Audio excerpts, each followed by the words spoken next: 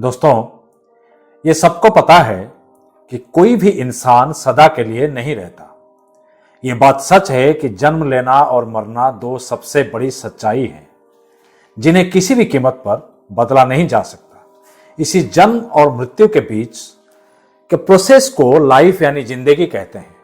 कहा जाता है कि जिंदगी को कैसे जीना है वो उसी इंसान पर डिपेंड करता है, पर यह बात पूरी तरह से सच नहीं है, जिसे हम ब्रूनी वेयर के द्वारा लिखी एक बहुत ही रोचक किताब the top 5 regrets of the dying से जान सकते हैं। ब्रूनी पेशे से एक नर्स हैं जिन्होंने अपने जीवन का एक लंबा वक्त उन लोगों के साथ गुजारा था जो मौत के बहुत करीब थे। इन लोगों की जीवन यात्रा, पीछे छूटते कुछ सपने और इच्छाओं को बड़ी करीब से जाना और समझा था। अपने इस अनुभव को उन्होंने एक किताब का रूप दिया। वेयर लिखती हैं, जो समझ लोगों को अपने जीवन के अंत में प्राप्त होती है, उन समझदारियों से हम बहुत कुछ सीख सकते हैं।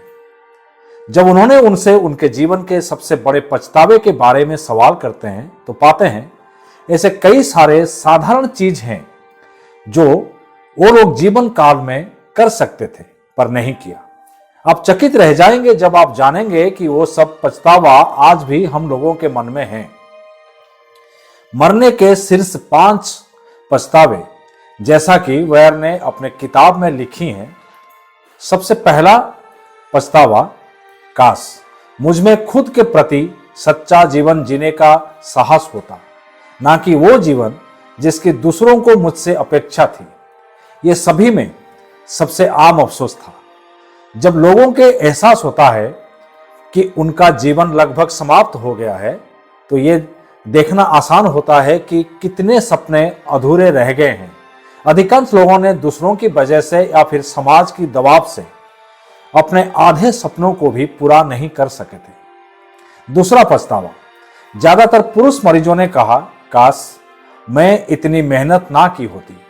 उन्होंने अपने जीवन का अधिकांश हिस्सा काम करते करते बिताने पर अफसोस किया। तीसरा पछतावा, काश मुझ में अपनी भावनाओं को व्यक्त करने का साहस होता। बहुत से लोगों ने दूसरों के साथ शांति बनाए रखने के लिए अपनी भावनाओं को दबा दिया। परिणाम स्वरूप उनमें जो कड़वाहट और आक्रोश था उससे संबंधित कई बीमारियों का विकास हुआ।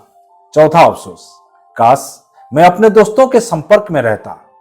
कई लोग अपने जीवन में इतने व्यस्त हो गए थे कि उन्होंने वर्षों से सुनहरी दोस्ती को खत्म कर दिया था। दोस्ती को समय और प्रयास ना देने का उन्हें गहरा अफसोस था। पांचवा पछतावा, काश मैंने खुद को खुश रहने दिया होता।